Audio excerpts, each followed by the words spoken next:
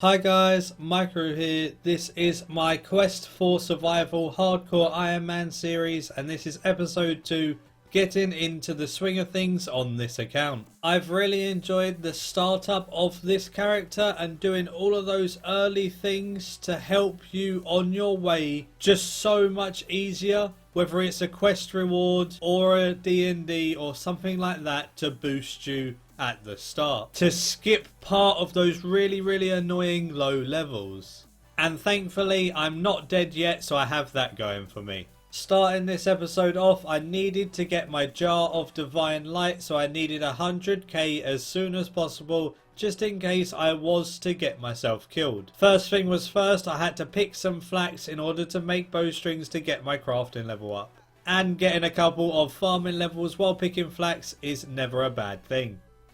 It took me around 450 flax into bowstrings to get to 24 crafting, and 24 crafting then unlocked the ability to make full spider silk. I needed to make spider silk to sell to the general store to make my first 100k.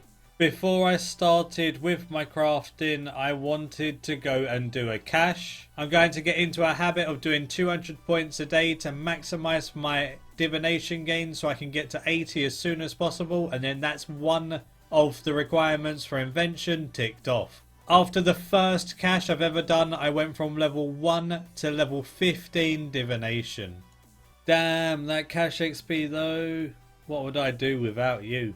So now it was time to go into the Lumbridge Catacombs, which is accessible after the Blood Pact quest that I done in the first episode, and kill the spiders there. The spiders have a 100% drop rate of spider silk, so it always drops one when you kill them. They give a decent amount of mage XP as well, and they allow you to craft your own set of tier 20 mage armor. Then it's just making loads and loads of legs or bodies depending on which one you would rather do. The legs are a bit more gold per hide, but the bodies would allow it so you don't have to go to the shop as often to sell them. So it's whatever you prefer really. And as we can't high out things yet, we'll have to make do with selling them to a general store. So it was just time to kill these for a good amount of time in order to make my first 100k for the jar. And boom, 112k ready for my jar. So now I just had to speak to Mr. X in Edgeville and get him to sell me the jar of divine light for 100k. What this jar of divine light does is it allows you to turn your account into a normal Ironman if you wanted, or you can have it in your bank so if your hardcore Ironman dies, he then returns as a normal Ironman rather than a hardcore Ironman any longer. You can buy extra lives in the future, but they cost even more money, so that won't be for a little while. I wanted to get the jar of divine light, so if I did die to a stupid mistake, then all of the progress for this series won't be made useless, and I'd be able to continue as a normal Iron Man. I also spoke to Mr. X again after getting the jar and got him to seal it, so now I'll never accidentally click on it and turn myself into a normal Iron Man. It will always sit there in my bank and only be activated if I die like a stupid person. Then I did another cache and it got me from 15 to 22 divination. Easy div levels, easy div levels. Then following up that cache with one right after the next hour to do my second for the day and go from 22 to 29. I also used the buff to get the last of the level from 28 to 29 as I was super close. Such an amazing thing to do at low levels. Do caches. Whenever I'm AFKing and doing voiceovers and things, I'm now just going to fish lobbies, swordfish and tuna. Now that I'm 40 fishing, I can start off with some lobbies whenever I want to AFK. So my fishing level will probably go quite high without too much footage about getting my fishing up, as I'm going to do it all AFK. Then it was time to gear up for a couple of easy but effective quests. So I went and bought full myth. I got the myth chest in Varrock, the legs in Alcarid and the helm in Barbarian Village. The first quest I did was Merlin's Crystal. It gave me a lot of quest points towards Dragon Slayer and unlocked Holy Grail. I then proceeded to do Holy Grail, which was so easy, and that gave me 11,000 prayer and 15,300 defense experience. Oh, 30 prayer, 37 defense. Oh, that's nice. Another thing that I thought I'd do as much as possible is Big Chin Chomper. Big Chin Chomper isn't the best thing to do at the high levels of Hunter, but low levels of Hunter it is so amazing. It's kind of chill to do because all you do is run around in circles catching butterflies, and it's not that boring to be honest, as you're occupied while catching the butterflies, and it's semi-entertaining. You don't get many points at these levels, but every point you get gets traded in for experience, and you can actually get a decent amount of experience with the points that you achieve as well. But just from this Big Chin Chomper, I went from level 9 to 15 Hunter, and it didn't take too long. I wasn't in there for much time at all. Big Chin Chomper gets really good around 30 to 50 Hunter as well, so I can't wait for those levels to do this and gain some mad experience. Plus then you get a bit more points that you can put into experience or save up for Grand Rule tickets when you get 77 Hunter. I did some cooking of the fish I was doing while AFK fishing for 40, and I got to 39 cooking and got some good salmon for quests.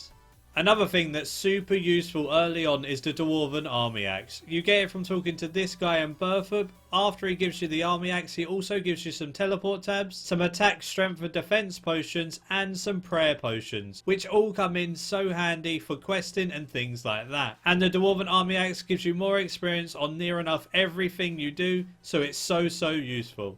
Now it was time to trade Beefy Bill. I needed to buy the pots, the buckets of water, the pie dishes, and the red berries from Beefy Bill, because it was time to do one of my favourite quests in the game, the Knight Sword. Although the Knight Sword requires red berry pie in order to give to the dwarf in the quest. This meant that I had to make my own red berry pie because obviously Ironman stuff. And the struggles of being an Ironman means that you need to put the grain into the sawmill and get the flour yourself. It felt really strange, and it felt like I was 10 years old again, going back to the day where you would actually do things like this, but it still felt pretty cool at the same time. Of course, I made extra red berry pies just in case I burnt them. Turns out I didn't burn any, and I cooked all 5. At least I have 4 more red berry pies for the future if I ever need them. The other items we needed for this quest were 2 iron bars. The bats in the Lumbridge Catacombs drop iron bars as a common on their drop table. So I thought I'd go down there, fight them, and I thought, hey, they can't be that hard to get an iron bar from these, as they're not actually that rare to get. Turns out I was wrong, and it took quite a while to actually get the iron bars. Yeah, only 100 kills later, and we finally get our 2 iron bars. The final thing I needed for the quest was to get to 10 mining in order to mine the bluerite ore. I thought I'd get it by AFKing some clay, as they've changed it now, so you'll constantly mine the clay rock as soon as it's back up after it's depleted. So I could AFK a whole inventory, bank the clay and come do it again. So if I ever get an earn daily or something like that, I'll have the clay ready to go. Getting all kinds of gains. 10 mining. Oh. Knight Sword complete.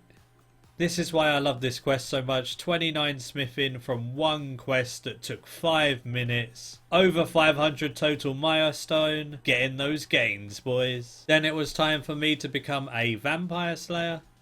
Well, that was hard. Another super easy and super quick quest got me from 30 to 33 attack. Druidic ritual done, and from 9 to 11 herblore alongside some free grams and Eye of Newts. Wolf Whistle is another really useful quest. It gives you 4 summoning and 275 gold charms to use for those early levels that can be quite annoying. Now I wanted to get the Grand Tree and Tree Gnome Village done for some more awesome attack experience. I got to 18 agility doing the Berthoud agility course, and then I went to the circus. In the circus I got 21 agility when doing the tightrope, and then I also did the range, which got me from 30 to 32 range, and the mage got me a level as well.